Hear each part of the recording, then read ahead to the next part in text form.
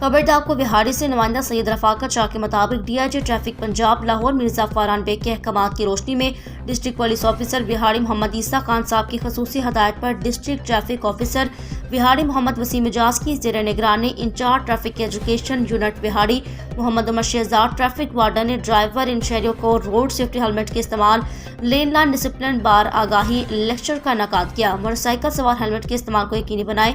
Helmet का इस्तेमाल आपके सफर को महफूज बनाता है। कम उम्र बच्चों को मोटरसाइकिल मत चलाने दिया। आगाही मुहिम का मकसद शहरी में ये शौर उजागर करना है। हेलमेट के इस्तेमाल लैंडलाइन डिसिप्लिन की पाबंदी से वक्त ज़्यादा हादसा से बचाव मुमकिन है। इंचार्ज एजुकेशन यूनिट बिहारी ने शहरियों अवाम नास में रोड सेफ्टी हेलमेट की इफादियत लेन लाइन डिसिप्लिन के बाबत आगाही पम्फलेट्स भी तकसीम किए।